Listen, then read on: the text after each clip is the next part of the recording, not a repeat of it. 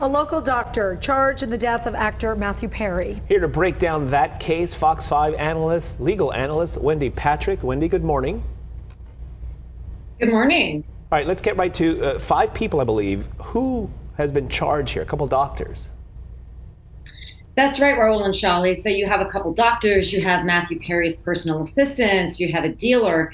And what this really stands for is the exploitation that addicts often face, especially when they're high profile enough or have the money to pay for drugs they can't obtain legally. What's happened with this case, and the family is so grateful to federal investigators, is behind the scenes, ever since this actor's untimely death, last October 28th last year, we all remember it like it was yesterday. This beloved actor was found face down in his jacuzzi.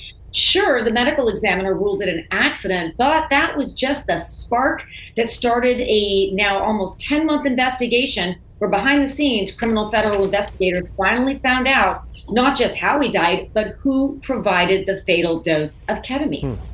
Wendy, talk a little bit more about the charges these people could be facing now.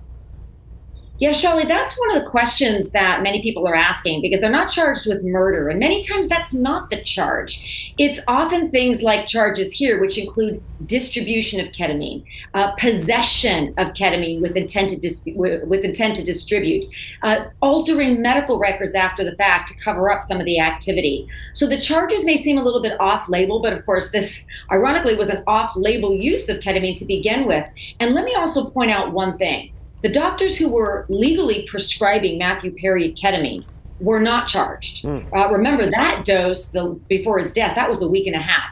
It's the ones that were illegally prescribing or those that were providing the drug, like the personal assistant, without medical supervision. So all of these charges really relate to what investigators and prosecutors call profit over patients. Matthew Perry is a person, not a payday. And all of those factors are what they looked at over the last 10 months in deciding to bring these charges. Oh man, and those text messages, which is brutal in how they looked at Matthew Perry as just like a piggy bank to their, it was really disgusting. 3 of the defendants have already reached plea deals. So what about the other 2? Well, the other 2, remember, were arraigned yesterday, and they face decades behind bars, more than that, actually. But remember, there are cases, many cases settled with admissions of different levels of liability. And I have to say, one of the common themes in cases like this is deterrence, is trying to make sure this doesn't happen to anyone else because lots of people suffer from addiction. And that was one of the things federal investigators were very quick to bring to the table, is that it's not just because Matthew Perry is a famous person. They would engage in this kind of investigation with anyone because nobody ever wants to see this kind of vulnerability being exploited. And as you mentioned, not only those text messages, but there's even evidence that Matthew Perry was charged far more than what should have been market value for ketamine, up to $2,000 for a $12 to $20 vial. That's exploitation. Could you talk a little bit more, Wendy, for anybody that may have not had the time yesterday to go through the text messages and see, in summary, what was in those text messages and how are those messages going to be used now in this case? Oh, I hate to even quote it on the air, Shali, but it had something to do with how much is this moron going to pay. That was the one that's been front and center and been quoted the most often. But why? Because it characterizes the type of relationship that these doctors had with Matthew Perry. That's the reason it's being cited. That's the reason it factored into the selection of charges, because a doctor-patient relationship is do no harm, not exploit addiction. And these kinds of cases really highlight the danger of going elsewhere instead of sticking with a regular provider. And Matthew Perry, of all people, to really serve as an example here, this tragic case, really goes to show he was so open and honest about the struggle that people knew. And that's a factor as well. You talk about, we say mens rea in the law. There's an intent requirement when it comes to many of these types of charges. You also mentioned the plea deals. It's true. You already have several plea deals for amounts of time that will be far less than those that perhaps the 2 that were arraigned if they decide to move forward to trial. It's interesting. It's almost like they're trying to send a message here because 10, 20 years ago, you would never see a case like this. The actor died. It was an overdose. End of story.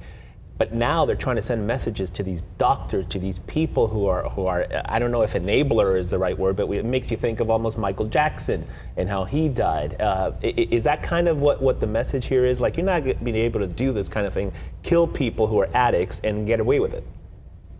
You know, I love your use, Raul, of the word enabler, because that characterizes some of the non-medical professionals Right. that are often involved in these types of cases, like the personal assistant here, who was the one injecting Matthew Perry. When you have a doctor prescribing and administering, at the very least, they're going to use their medical knowledge, the standards, not when you have a personal assistant with no medical training administering what everybody knows is a very dangerous drug. So yes, you do have an element of that. And I have to say, and I feel like what three of us talked about this before, when you have non-medical professionals that are in this type of an enabling role, they may think they're doing somebody a favor by making them feel better, not personally recognizing the danger of over-administration of a drug, which is exactly what happened to Michael Perry the day of his death. Remember that quote that's gone viral? Load me up a big one. Oh. That's what killed him. Oh, good grief. So sad.